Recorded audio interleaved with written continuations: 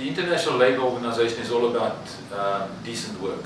The whole concept of decent work, working with the trade unions, working with governments, working with employers. So we've built up an expertise in the area of decent jobs, which includes the future of creating jobs in the green economy, which we know as green jobs. So we see the green jobs aspect as one of the future areas where we can create jobs for people that will be sustainable.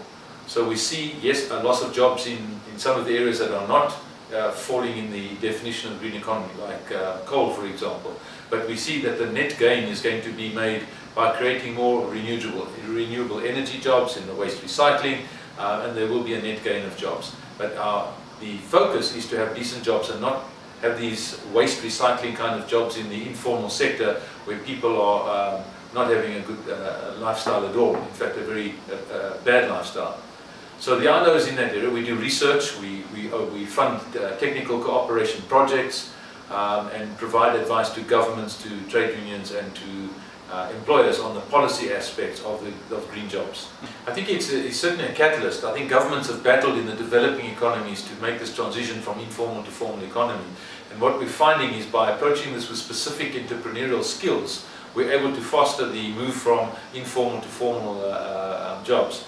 And I think the green economy is perfectly placed in both the needs of what we need throughout the world on a global perspective, and also the huge unemployment and unskilled population that we've got out there. And so this is a good fit. And so we as the ILO, like many other organizations, are promoting this as an area of positive reform. I think at the moment it's a new space that they've taken up, and so there needs to be a huge education and awareness raising campaign. And so you'll find that you've got the converted few that are making a good case, but that case needs to be sold to the champions out there who can make it part of the sustainable bigger economy. And so in the South African context, we're finding policies are coming to place, but the implementation is where we fall down. So we need more and more champions to show what can be done, and we need to have pilot programs on the ground, on the grassroots level, that we can see the success, and success will breed further success.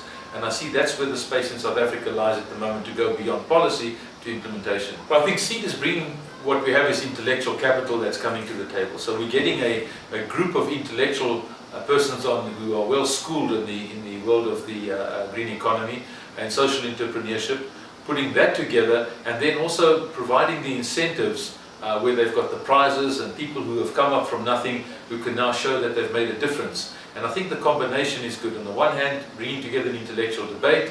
On the other hand, is making the competitions and the incentives for people in the community to be involved. So it covers both angles of it. But I think the sustaining factor is the intellectual capital that is here, who can come together and prevent an overlapping of exercises, but to try and single out where we can move in the different spheres.